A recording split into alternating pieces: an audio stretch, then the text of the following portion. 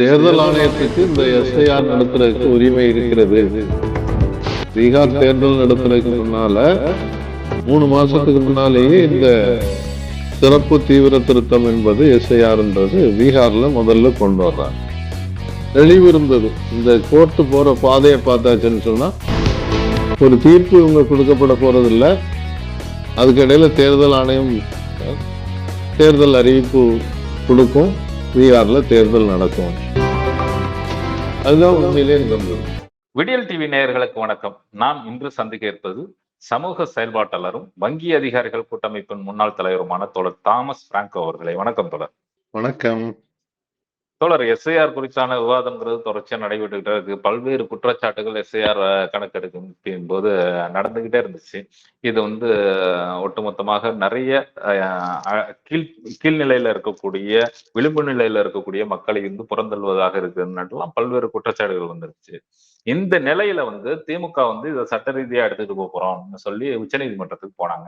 அதுக்கு ஒரு தீர்ப்பு வந்திருக்கிறதா சொல்றாங்க. என்ன தீர்ப்பு தோழர்? இதை விட மோசமான ஒரு தீர்ப்பு உச்ச நீதிமன்றம் கொடுத்திருக்க முடியாது. அதாவது தேர்தல் ஆணையத்துக்கு இந்த எஸ்ஐஆர் நடத்துறதுக்கு உரிமை இருக்கிறது, அதனால அதை தொடரலாம் அப்படின்னு ரொம்ப சிம்பிளா சொல்லி முடிச்சுட்டாங்க. இந்த கேஸ் திமுக போறதுக்கு முன்னாலே ஏற்கனவே பிரசாந்த் பூஷன் ஒரு கேஸ் போட்டிருந்தார். பல்வேறு மாநிலங்கள்ல இருந்து கேஸ் போட்டாங்க, பல்வேறு அரசியல் கட்சிகளும் போட்டாங்க. ஆரம்பத்துல தேர்தல் ஆணையம் கொடுத்த பதில்களை ஏத்துக்கிடல உச்ச நீதிமன்றம். முதல்ல 2 நீதியரசர்களுடைய நீதிமன்றத்துல கேஸ் நடந்தது. இப்போ இருக்கக்கூடிய தலைமை நீதிபதி அந்த கோர்ட்ல இருந்தார். அப்போ கொஞ்சம் கேள்விகள்லாம் கேட்டார். அது எப்படி நீங்க ஆதாரம் எல்லாம் ஏத்துக்கிட முடியாதுன்னு சொல்றது? இது பீகார் தேர்தலுக்கு முன்னாலே ஆரம்பிச்சிருச்சு. பீகார் தேர்தல் நடத்துறதுக்கு முன்னால 3 மாசத்துக்கு முன்னாலேயே இந்த சிறப்பு தீவிர திருத்தம் என்பது எஸ்ஐஆர்ன்றது பீகார்ல முதல்ல கொண்டு வர்றாங்க. அப்பவே நீதிமன்றத்துக்கு பலரும் போயாச்சு. அந்த நேரத்துல அவர் என்ன சொன்னார், ஒரு சின்ன பாசிட்டிவான ஒரு தீர்ப்பு கொடுத்தார். நீங்க கேட்டிருக்கக்கூடிய 11 ஆவணத்துல ஆதாரையும் சேர்த்துக்கணும் அப்படின்னு சொன்னார். அப்ப தேர்தல் ஆணையம் என்ன சொல்லிச்சுதுன்னு சொன்னா, சரி பீகார்ல நாங்க அதை ஏத்துக்கிறோம், ஆனா அது ஒரு சிட்டிசன்ஷிப்புக்கு, அதாவது குடியுரிமைக்கான ஆவணம் என்று நாங்கள் ஏற்றுக்கொள்ளவில்லை அப்படின்னு சொல்லி ஏத்துக்கிட்டாங்க. சரி, ஏதோ ஒரு சின்ன முன்னேற்றம் வந்திருக்குதுன்னு நினைச்சோம். இன்னும் நிறைய பேர் கேஸ்ல சேர்ந்தாங்க. கேரளாவும் போய் ஜாயின் பண்ணாங்க. தனிநபராக சிலர், குறிப்பாக பாரத் ஜோடோ அபியானுடைய டாக்டர் யோகேந்திர யாதவ், இவங்கெல்லாம் போய் அந்த கேஸ் ஒரு பெரிய நம்பிக்கையோட போனாங்க. உண்மையிலேயே சரியான ஆவணங்களை கொடுத்தோம்னு சொன்னா தீர்ப்பு சாதகமாக வரும். இறந்து போனவர்கள்னு பட்டியல்ல சொல்லப்பட்டவங்க உயிராக கூட இருக்காங்கன்றத யோகேந்திர யாதவ் நேரடியாக அங்க கொண்டு போய் காட்டினார். அதை பார்த்துட்டு ஓகே, நீங்க கோர்ட்டுக்கு நல்ல உதவி செய்றீங்க அப்படின்லாம் சொன்னாங்க. இதுக்கிடையில இந்த நீதிபதி உச்ச நீதிமன்ற தலைமை நீதிபதியாக மாறிட்டார், பதவி உயர்வு. அப்படியே அந்த கேஸ அவருடைய தலைமை நீதிபதியாக இருக்கக்கூடிய கோர்ட்டுக்கே மாத்திட்டாங்க. அங்க கேஸ் நடந்துகிட்டே இருக்குது. அந்த நேரத்துல நான் ஒரு பேட்டியில சொன்னேன், வழக்கும் தொடரும், தேர்தலும் நடக்கும்னு சொன்னேன். அப்பவே எனக்கு இந்த ஒரு தெளிவு இருந்தது. இந்த கோர்ட்டு போற பாதையை பார்த்தாச்சுன்னு சொன்னா ஒரு தீர்ப்பு இவங்க கொடுக்கப்பட போறது இல்லை. அதுக்கிடையில தேர்தல் ஆணையம் தேர்தல் அறிவிப்பு கொடுக்கும், பீகார்ல தேர்தல் நடக்கும். அதுதான் உண்மையிலே நடந்தது. முதல்ல அங்க 93 லட்சம் பேர் நீக்கப்பட்டார்கள். அதுக்கு பிறகு கொஞ்சம் பேரை சேர்த்தாங்க. ஆனா நெட்டாக 63 லட்சம் பேர் வாக்களிக்க முடியாமல் போச்சு. தேர்தல் ஆணையம் தேர்தல் நடக்கிறது வரைக்கும் அதுக்கு ஒரு தீர்ப்பு கொடுக்காம கேஸ் அப்பப்ப டெய்லி சில நேரங்கள்ல வாதங்கள் நடக்கும். அதுக்கு பிறகு 1 வாரம் கழிச்சுன்னுவாங்க, 15 நாள் கழிச்சுன்னு சொல்லி இப்படி மாறி மாறி போயிட்டே இருந்தது. தேர்தல் நடந்து முடிஞ்சிடுச்சு. தேர்தல் நடந்து முடிந்த போது தேர்தல் அன்னைக்கு தான் நிறைய பேர் வாக்குச்சாவடிக்கு போகும்போது அவங்களுக்கு தெரியுது அவங்களுடைய பேர் இல்லைன்றது. கையில வாக்காளர் அடையாள அட்டை வச்சிருக்காங்க, ஏற்கனவே இஷ்யூ பண்ணது. நான் அங்க போனா பட்டியல்ல பேர் இல்லைன்றாங்க, ஓட்டு போட முடியாது. அத ரிப்போர்ட்டர்ஸ் கலெக்டிவ் ஒரு ஆழமான ஆய்வு செய்தாங்க. திருத்தப்பட்ட பட்டியல்ல ஒரே வீட்டுல 500க்கு மேல் ஆட்கள் இருக்கிறதாகவும் சேர்க்கப்பட்டிருக்கிறார்கள். நீக்கப்பட்டவர்கள்ல ஏராளமான பேர் இஸ்லாமியர்கள், சிறுபான்மையினர், பெண்கள், தலித். இது அவங்க ஆதாரபூர்வமாக அதை பத்திரிகையிலே வெளியிட்டாங்க, ஆதாரம் கிடைத்தது. அப்பவும் உச்ச நீதிமன்றம் கண்டுகொள்ளவில்லை. இதுக்கிடையில அதுக்கு பிறகு இன்னும் பல மாநிலங்களுக்கு எஸ்ஐஆர் என்பது அமுல்படுத்தப்பட்டது. அதுல ஒண்ணு தமிழ்நாடு, மேற்கு வங்காளம், பாண்டிச்சேரி, கேரளா, அஸ்ஸாம். அஸ்ஸாம்ல மட்டும் என்ன செய்தாங்கன்னு சொன்னா, அது சிறப்பு சீர்திருத்தம் அல்ல, வெறும் வாக்காளர் அட்டை திருத்தம் அப்படின்னு சொன்னாங்க. ரெண்டுக்கும் என்ன வித்தியாசம்னு சொன்னா, தமிழ்நாட்டையும் அஸ்ஸாமையும் வச்சே நம்ம ஒப்பிட்டு பார்த்தோம்னு சொன்னா, தமிழ்நாட்டுல வீடு வீடாக போய் ஆள் சேர்க்கிறது நீக்கிறது நடக்கல. அஸ்ஸாம்ல வீடு வீடாக போய் எல்லா வீட்டுக்கும் போய் பட்டியல்ல இருக்கா இல்லையான்னு பார்த்து சேர்த்தாங்க. அதனால அஸ்ஸாம்ல வந்த புதிய பட்டியலை பொறுத்தவரையில அங்க இருக்கக்கூடிய 18 வயசுக்கு மேல எவ்வளவு பேர் இருந்தாங்களோ அந்த எண்ணிக்கைக்கும் இதுக்கும் கிட்டத்தட்ட ஒரே அளவுக்கு எண்ணிக்கை என்பது பார்க்க முடிந்தது. ஆனா மற்ற மாநிலங்கள்ல அதை செய்யல.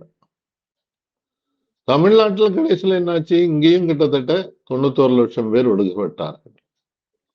அது பிறகு ஒரு 5,63,000 பேர் சேர்த்தாங்க. அதுல 26 லட்சம் பேர் இறந்து போனவர்கள் சொன்னாங்க. சரின்னு ஏத்துக்கிடுவோம்.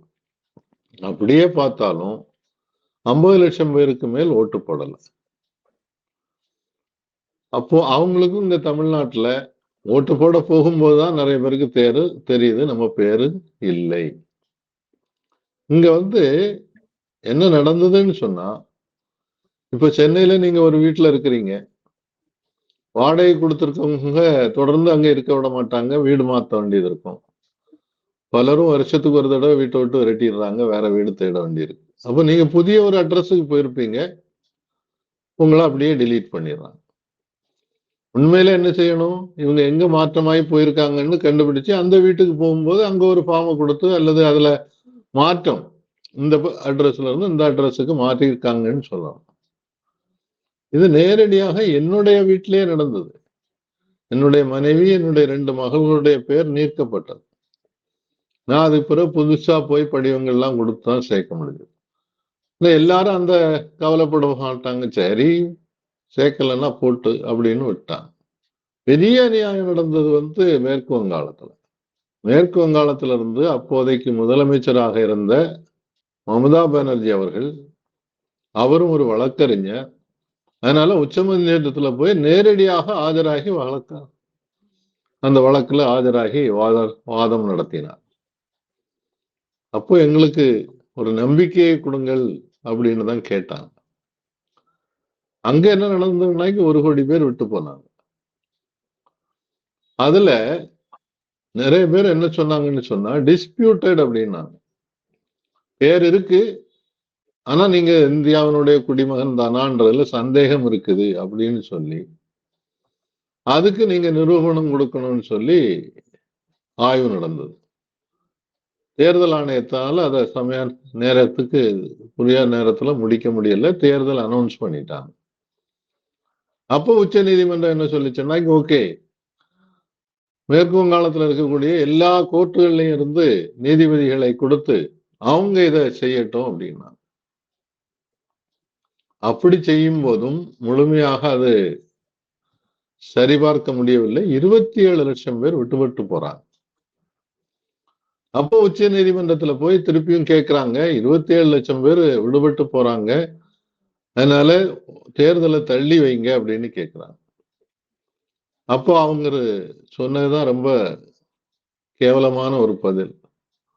பரவாயில்ல, இந்த தடவை போனா பரவாயில்ல, அடுத்த தேர்தல்ல அவங்க ஓட்டு போட்டுக்கிடட்டும், அதுக்குள்ள வெரிஃபிகேஷன் பண்ணட்டும். ஒரு நடக்கக்கூடிய தேர்தல்ல 27 லட்சம் பேர் விடுபட்டு போறாங்கன்றது, அந்த விடுபட்ட எண்ணிக்கையே ஒரு தொகுதியினுடைய முடிவை மாற்றுவதற்கு எல்லா வாய்ப்பும் இருக்குதுன்றதெல்லாம் வாதிட்டு பார்த்தாங்க, கேட்கல. அவங்க கடைசியில ஓட்டு போடல 27 லட்சம் பேர். மீதி உள்ளவங்களையும் எவ்வளவு பேரு நீக்கப்பட்டது கரெக்டா இல்லையான்றது கேள்விக்குறியாக இருக்கு. இப்போ என்ன நடந்திருக்குதுன்னு சொன்னா, இந்த கேஸ ஒரு முடிவுக்கு கொண்டு வர்றோம்னு சொல்லி எஸ்ஐஆர் சிறப்பு திருத்தம் என்பது கரெக்ட் தான், செய்யட்டும், அதுக்கு அதிகாரம் இருக்குன்னு சொல்றாங்க. உச்ச நீதிமன்றத்துல இதுக்கு முன்னால் இந்த மாதிரி ஒரு திருத்தம் நடந்தது 2002 2003 நடந்தது. அப்போ ஒரு தெளிவான விதிமுறைகள் கொடுக்கப்பட்டது. வீடு வீடாக சென்று ஆய்வு செய்தார்கள். அந்த விதிமுறைகள் பற்றி கரெக்டா பின்பற்றினால தப்பு நடக்கல பெரிய அளவுக்கு அப்படின்றத வழக்காடு மன்றத்துக்கு சென்றவர்கள் பலரும் ஆதாரத்தோட நிரூபித்து காட்டினார். அதே மாதிரி தேர்தல் ஆணையத்துக்கு இந்த மாதிரி ஒரு ஒட்டுமொத்தமா நாடு முழுவதும் சிறப்பு தீவிர திருத்தம் என்பது செய்யறதுக்கு அதிகாரம் கிடையாது. ஏதோ 1-2 தொகுதிகளை செய்யலாம். அதுக்கு தேவை இருந்தால் அதுக்கு காரணம் என்னன்றது செப்பரேட் ஆர்டர் போட்டுதான் செய்யணும்னாங்க. தேர்தல் ஆணையம் அதை பற்றி கவலைப்படல. தேர்தல் ஆணையமே இன்னைக்கு உள்துறை அமைச்சருக்கும் பிரதமர் அமைச்சருக்கும் அடிபணிந்து போகக்கூடிய அவர்களால் தேர்ந்தெடுக்கப்பட்ட ஒரு தேர்தல் ஆணையம். தேர்தல் ஆணையர்களுக்கு மேல வழக்கு கூட போட முடியாது, அவங்க என்ன வேண்டாத்தனம் பண்ணாலும் நீங்க கேஸ் போட முடியாதுன்னு சொல்லி ஒரு சட்ட திருத்தத்தை 156 பாராளுமன்ற உறுப்பினர்கள் வெளியேற்றப்பட்ட பின் அந்த பாராளுமன்றத்துல அப்படி ஒரு சட்ட திருத்தத்தை கொண்டு வந்துட்டாங்க. அதனால இன்னைக்கு அவங்களுக்கு எந்த பயமும் கிடையாது. என்ன தப்பு வேணாலும் பண்ணலாம், நம்மள ஒண்ணும் செய்ய முடியாதுன்றதுனால இஷ்டப்படி அவங்க செய்துட்டு இருக்காங்க. இதுல வந்திருக்கக்கூடிய பெரிய இழப்பு என்னன்னு சொன்னா, ஒண்ணு பீகார்ல இந்த பெயர் விடுக்கப்பட்டவர்கள் எல்லாம் கொஞ்சம் கொஞ்சமா அவங்களுடைய ரேஷன் கார்டெல்லாம் கட் பண்ண ஆரம்பிச்சிட்டாங்க. அவங்க முதியோர் பென்ஷனோ வேற ஏதாவது பென்ஷனோ அல்லது 100 நாள் வேலை திட்டத்திலே இருந்தால் கூட அதுல இருந்தெல்லாம் அவங்கள அப்புறப்படுத்தி கொண்டிருக்கிறார். மேற்கு வங்காளத்திலையும் அதை செய்ய போறோம்னு சொல்லியிருக்காங்க. அதுக்கு மேல ஒரு படிக்கு போய் இவங்களுக்கெல்லாம் தனியா ஒரு தனி ஜெயில் கட்ட போறோம்ன்றாங்க. காலம் காலமாக இங்கேயே பிறந்து வளர்ந்து அதற்கான ஆதாரம் வைத்திருக்கவங்க கூட நீங்க இங்க உள்ளவங்க இல்ல, பங்களாதேஷ்ல இருந்து வந்தவங்கன்னு சொன்னா எவ்வளவு பெரிய அநியாயம். எனக்கு இந்த இடத்துல உள்துறை அமைச்சர் ஒரு பெரிய கேள்வி தொடர். எனக்கு இந்த இடத்துல ஒரு கேள்வி, மற்ற நாடுகள்ல தன்னுடைய குடியுரிமையை நிரூபிக்கிறதுக்கான என்ன ஆவணங்கள் மேற்கத்திய நாடுகள்ல கடைபிடிக்கப்படுது, இந்தியாவுல என்ன இருக்கு? ஏன்னா ரொம்ப டிஃபிகல்ட்டான ஒரு விஷயமா இருக்கு. தன்னுடைய குடியுரிமையை நிரூபிக்கிறதுக்கான எந்த சான்றுன்னு எனக்கு தெரியல. ஆதாரம்னு நினைச்சுக்கிட்டு இருந்தேன், இப்ப ஆதாரம் கிடையாதுங்கிறாங்க. எதுதான் சான்று? இந்தியாவை பொறுத்தவரையில சுதந்திரம் கிடைத்த பிறகு சட்டம் இயற்றிய போது யூனிவர்சல் அடல்ட் பிரான்சைஸ் அப்படின்னு சொன்னாங்க. அதாவது எல்லோருக்கும் 18 வயசுக்கு மேல இருந்தா ஓட்டு போடுவதற்கான உரிமை, அதுக்கு நீங்க எந்த சான்றிதழும் கொடுப்பதற்கான தேவை என்பது சொல்லப்படவில்லை. ஒருத்தர் ஒரு நாட்டினுடைய குடியுரிமை உள்ளவரா இல்லையான்றத கேட்கறதுக்கு தேர்தல் ஆணையத்துக்கு எந்த அதிகாரமும் கொடுக்கப்படவில்லை. மாறாக அதை சரிபார்ப்பதற்கு உள்துறை அமைச்சகம் இருக்கு. பங்களாதேஷ்ல இருந்து வந்தாங்கன்னு சொன்னா யாரெல்லாம் பங்களாதேஷ்ல இருந்து வந்தாங்கன்றது பார்க்க வேண்டியது உள்துறை அமைச்சகம். நேபாளில இருந்து வந்தாங்கன்னா பார்க்கலாம், ஸ்ரீலங்காவில இருந்து வந்தா பார்க்கலாம், பாகிஸ்தான்ல இருந்து வந்தாலும் பார்க்கலாம். உள்துறை அமைச்சகத்தினுடைய வேலை அது. தேர்தல் ஆணையத்துக்கு இந்த வேலை கிடையாது. ஸோ அதனாலதான் இந்தியாவில் இன்னைக்கு வரைக்கும் ஒரு சிட்டிசன்ஷிப்பை நிரூபிப்பதற்காக நீங்க எந்த ஆவணங்கள் கொடுக்கணும்ன்றது இதுவரைக்கும் எங்கேயும் சொல்லப்படவில்லை. சிஏஏ என்ஆர்சி கொண்டு வந்தது உங்களுக்கு ஞாபகம் இருக்கும். அதுக்கு எதிராக பெரிய போராட்டம் நடந்தது. அப்போதான் இந்த குடியுரிமை இருக்கா இல்லையான்றத பாக்குறதுன்னு அதுக்கு அப்போதான் நீங்க ஆவணங்கள் கொடுக்கணும்னு சொல்லி சில ஆவணங்கள் கேட்டாங்க. அதற்கு எதிராக போராட்டம் நடந்ததுனால அது கைவிடப்பட்டது. ஆனா இப்ப அது மறைமுகமாக தேர்தல் ஆணையம் கொண்டு வருது. 11 ஆவணங்கள் லிஸ்ட் அவுட் பண்ணி இதுல வந்து கொண்டு வந்து இதெல்லாம் நீங்க கொடுங்க, இதுல எதெல்லாம் உங்கள்கிட்ட இருக்கோ அதை கொண்டு வாங்கன்றாங்க. அதுல முடியாத காரியம் என்னன்னு சொன்னா, முதல்ல உங்க பேரு 2002 2003 இருந்ததா அதுக்கான நிரூபணம் கொடுங்கன்றாங்க. இல்லைன்னு சொன்னா நீங்க உங்களுடைய பிறப்பு சான்றிதழ், இந்த வீட்டுலதான் வசிக்கிறீர்கள் என்பதற்கான சான்றிதழ் இதெல்லாம் கொடுங்கன்றாங்க. நிறைய பேருக்கு வயசானவங்களுக்கு இந்தியாவுல குறிப்பா வட மாநிலத்துல வந்து பிறப்பு சான்றிதழ்லாம் இருக்காது. வாடகை வீடுகள்ல இருக்கிறவங்களுக்கு இதுல இருந்து தான் தொடர் என்னோட கேள்வியே. அதாவது இந்த இதை வந்து நிரூபிக்கிறதுக்கு வந்து பிறப்பு சான்றிதழ் கேட்கறாங்க, இருப்பிட சான்றிதழ் கேட்கறாங்க, பல்வேறு சான்றிதழ்கள் கேட்கறாங்க. மற்ற நாடுகள்ல வந்து தன்னுடைய குடியுரிமையை நிரூபிப்பதற்கான என்ன ஆவணம் வந்து கடைபிடிக்கப்படுது? இந்தியாவுல இது மாதிரி எதுவுமே இருக்க மாதிரி தெரியலையே என்ன? இப்ப மற்ற நாடுகளை பொறுத்தவரையிலே அங்கேயே பிறந்து வளர்ந்தவங்களுக்கு வேற எந்த ஆவணமும் தேவையில்லை. அங்கேயே பிறந்தாங்கன்றதுக்கு பிறப்பு சான்றிதழ் இருக்கு, அது போதும். வெளிநாட்டுல போய் அங்க குடியேறி இருப்பவங்களுக்கு நீங்க இப்போ நம்ம பிரபலமாக அமெரிக்காவில் பற்றி பேசுறோம் இல்லையா, ஒரு HP1 விசா வேணும்னு சொல்லி. ஆமா, அந்த விசாவுக்கு இப்போ வந்து நீங்க 1 லட்சம் ரூபாய் கட்டணும் அப்படின்லாம் பிரச்சனை வந்து இப்போ கோர்ட்டு அது தேவையில்லைன்னு சொல்லி இருக்குது. ஆனா வெளிநாட்டுல இருந்து போய் அங்கேயே பிறந்த ஒருத்தங்களாட்டி, இப்ப நம்ம இந்தியாவில இருந்து போறவங்க நிறைய பேர் பாத்தீங்கன்னு சொன்னா கல்யாணம் பண்ணி அங்க போயாச்சுன்னு சொன்னா அங்க ஒரு டெலிவரிக்கு ஏகப்பட்ட செலவாகும். ஆனாலும் பரவாயில்லன்னு சொல்லி இந்தியாவுக்கு வரமாட்டாங்க, அங்கேயே பிறக்கட்டு அப்படின்னு சொல்லி. எதுக்காக? அங்கேயே பிறந்ததாக சர்டிபிகேட் கிடைச்சாச்சுன்னு சொன்னா அப்போ வந்து நீங்க அங்க உள்ள நிரந்தர குடிமகன் நிரூபிக்கப்பட்டு விடும். அதுக்காக காத்திருக்கக்கூடிய நிலைமையை பார்க்கிறோம். மற்றபடி அந்த விசா கொடுக்கலன்னு சொன்னாக்கி நீங்க வந்து அங்க ஓட்டு போடுறதுக்காக உரிமை என்பது மறுக்கப்படலாம். சில நேரங்கள்ல நீங்க அங்கேயே பல ஆண்டுகளாக வேலை பார்க்குறீங்கன்னு சொன்னா உங்களுக்கு உரிமை கூட கொடுக்கலாம். அது ஒவ்வொரு நாட்டுக்கும் வெவ்வேறு விதிமுறைகள் இருக்கு. அதே மாதிரி ஒவ்வொரு நாடுகள்ல ஒரு குடியுரிமை என்பது எப்படி நிரூபிப்பது என்பதை பொறுத்தவரையில தெளிவான விதிமுறைகள் இருக்கு, அதை பண்ணிக்கிறாங்க. இந்தியாவை பொறுத்தவரையில அப்படி ஒரு விதிமுறைகள் இதுவரை கொண்டு வரப்படவில்லை, அதுக்கான தேவையும் வரல. ஏன்னு சொன்னா சுதந்திரம் வந்தபோது இந்தியாவில் யாரெல்லாம் இருந்தாங்களோ எல்லாருமே ஓட்டு போடலாம்.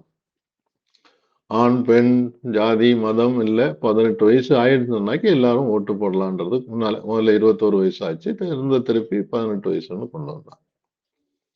அப்படி இருக்கும்போது நீங்க உள்நாட்டுல இருக்கக்கூடியவங்க இங்கதான் இருக்கிறீங்கன்றதுக்கு உங்களுக்கு ஆவணங்கள் இருக்கு, ரேஷன் கார்டு வச்சிருக்கிறீங்க, ஆனா நீங்க வந்து ஓட்டு போட முடியாதுன்னு சொல்றதுதான் பெரிய அநியாயமாக பார்க்க வேண்டியிருக்கு. இது வந்து ஒரு பொய்யான ஒரு பிரச்சாரம் நடந்துகிட்டு இருக்குது. உள்துறை அமைச்சர் என்ன சொல்றாரு திடீர்னு, கல்கத்தாவில இருந்து மேற்கு வங்காளத்துல இருந்து டெய்லி 10,000 பங்களாதேசிகள் வந்து நாட்டை விட்டு வெளியே ஓடுறாங்க. எந்த ரயில்வே ஸ்டேஷன்லயும் அப்படி ஒரு கூட்டம் இருக்கவும் இல்லை, எந்த ஏர்போர்ட்லயும் அப்படி ஒரு கூட்டமும் இருக்குல்ல, எந்த ஒரு பஸ் ஸ்டாண்ட்லயும் அப்படி பார்க்கவும் இல்லை. அவர் பாட்டுக்கு என்ன போய் சொன்னாலும் யாரு அவரை கேள்வி கேட்கறதுன்னு போய் சொல்லிட்டு இருக்கிறார். ஸோ என்னை பொறுத்தவரையில உச்ச நீதிமன்றம் இதுல ஒரு பெரிய தவறை இழைத்திருக்கிறது. நிறைய பேருடைய குடியுரிமை பாதிக்கப்பட்டு கொண்டிருக்கிறது. அவர்களுக்கு வரக்கூடிய இழப்புகள் ஒவ்வொன்றாக நம்ம வந்து நீங்க குடியுரிமை இல்லைன்னு சொன்னா உங்களுக்கு ஒரு கோர்ட்ல போய் கேஸ் போட முடியாது, போலீஸ் ஸ்டேஷன்ல ஒரு கம்ப்ளைண்ட் பண்ண முடியாது, ரேஷன் வாங்க முடியாது. ஸோ உங்க வாழ்க்கையே வந்து உங்களை வந்து 2ஆம் பிரஜையாக மாத்திடுறாங்க அந்த நாட்டுக்குள்ளாலே. இது இஸ்ரேல்ல இருக்கக்கூடிய ஒரு வழிமுறையாகும். இஸ்ரேல்ல எப்படின்னு சொன்னா நீங்க யூதராக இருந்தால் உலகத்துல எங்க வாழ்ந்தாலும் இஸ்ரேலுடைய ஒரு குடிமகன் அப்படின்றது ஏற்றுக்கொள்ளப்படுகிறது. ஆனால் நீங்க அதே இஸ்ரேல்ல பிறந்து வளர்ந்தால் கூட யூதர் இல்லை என்றால் நீங்க அந்த நாட்டினுடைய குடிமகன் இல்லை, உங்களுக்கு 2ஆம் பிரஜையாகத்தான் நீங்க பார்க்க போறோம். ஓட்டு கூட போட அனுமதிப்பாங்க, ஆனா நீங்க தேர்தலில் போட்டி போட்டு அங்க பிரதமராகவோ எம்எல்ஏவோ வர முடியாது. அது யூதர்கள் தான் வர முடியும். அதே ஒரு சிஸ்டத்தை இந்தியாவில் கொண்டு வர வைக்கக்கூடிய முயற்சி தான் இதுல நடந்துகிட்டு இருக்கு. ஒரு கட்டத்துல என்ன சொல்லுவாங்கன்னு சொன்னா, இந்துக்கள் மட்டும்தான் ஓட்டு போடலாம்னு கொண்டு வருவாங்க. மற்றவங்க எல்லாரையும் பட்டியலில் இருந்து நீக்குவாங்க. அடுத்து இந்துக்கள்லயே கூட தலித்து கூடாது, ஆதிவாசி கூடாது. இன்னும் ஒரு கட்டத்துல மேல் ஜாதியினர்கள் மட்டும்தான் உண்மையான குடிமக்கள், இங்க உள்ள பிரஜைகள் அப்படின்னு வரைக்கும் கொண்டு போறதுக்கான ஆபத்து என்பதற்கு அதனுடைய ஒரு கட்டமாகத்தான் நம்ம இதை பார்க்கணும். எலெக்ஷன் கமிஷன் இந்த தீர்ப்பு வந்ததுக்கு பிறகு எலெக்ஷன் கமிஷன் குடியுரிமையை நிரூபிப்பதற்கான எந்த ஒரு இதுவும் எலெக்ஷன் கமிஷனுக்கு கிடையாது. இது எப்படி அதை கையில எடுக்கலாங்கிற மாதிரியான ஒரு காத்திரமான விமர்சனம் வந்துகிட்டு இருக்கு. விமர்சனம் வந்துட்டு இருக்குது. ஆனா அதுல உச்ச நீதிமன்றம் அப்படி ஒரு தீர்ப்பை கொடுக்கலையே. உச்ச நீதிமன்றம் நீங்க சிறப்பு தீவிர திருத்தம் நடத்தலாம்னு சொல்லி அதோட பிளண்டா முடிச்சிட்டாங்க. அதான் அரசியலமைப்பு சட்டத்துக்கு எதிரானதுன்னு சொல்றாங்களே. இது ஒரு எலெக்ஷன் கமிஷன் தேர்தலை நடத்துவதுதான் அதோட வேலை. அது குடியுரிமையை நிர்மாணிப்பதுங்கிறது அரசியலமைப்பு சட்டத்துக்கு எதிரானதுன்னு சொல்றாங்களே. இதை கொஸ்டின் பண்ண முடியலையா?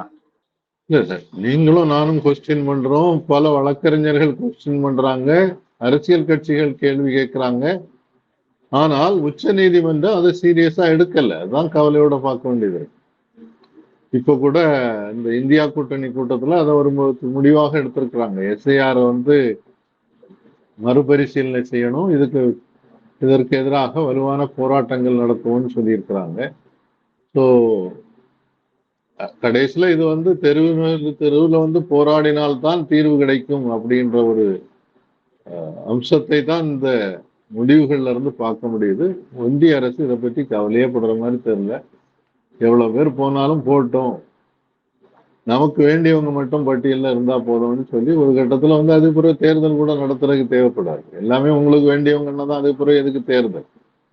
அந்த அளவுக்கு நம்ம ஒரு என்ன சொல்றது, கொடுங்கோல் ஆட்சியை நோக்கி போயிட்டு இருக்கோன்றதுதான் அறிகுறிகள் தெரிகிறது. இப்ப எலெக்ஷன் கமிஷன் ஒரு தன்னிச்சையான அமைப்பு, சுப்ரீம் கோர்ட் ஒரு தன்னிச்சையான அமைப்புன்னு தொடர்ச்சியா இந்தியாவுல சொல்லப்படுது. அதுதான் அரசியலமைப்பு சட்டத்துல இருக்கு. ஆனா எல்லாமே ஒரே மாதிரியான முடிவு எடுத்துக்கிட்டு இருக்காங்க. இது என்ன எப்படி பாக்குறது? தன்னிச்சையான அமைப்புன்றது வார்த்தை சரியா இருக்காது. அது சுயமாக, அதாவது இந்த அமைப்புகள் நீதிமன்றங்களாக இருக்கட்டும், தேர்தல் ஆணையமாக இருக்கட்டும், இதெல்லாம் ஈவன் பியூரோக்ரசின்னு சொல்லக்கூடிய நிர்வாகம் என்பது அரசியலுக்கு அப்பாற்பட்டு செயல்படணும்னு இருக்குது. குறிப்பாக உச்ச நீதிமன்றம், தேர்தல் ஆணையம் சுயமாக செயல்படக்கூடிய அமைப்பாக இருக்கணும். ஒரு அரசாங்கத்தினுடைய ஆட்சியாளர்களுடைய கட்டுப்பாட்டுல இருக்கக்கூடாதுன்னு இருந்தது. இன்னைக்கு நிலைமை என்னன்னு சொன்னா, உச்ச நீதிமன்ற நீதிபதிகளை தேர்ந்தெடுக்கிறதும் யாரு? உள்துறை அமைச்சரும் பிரதமரும் தான் தேர்ந்தெடுக்கிறாங்க.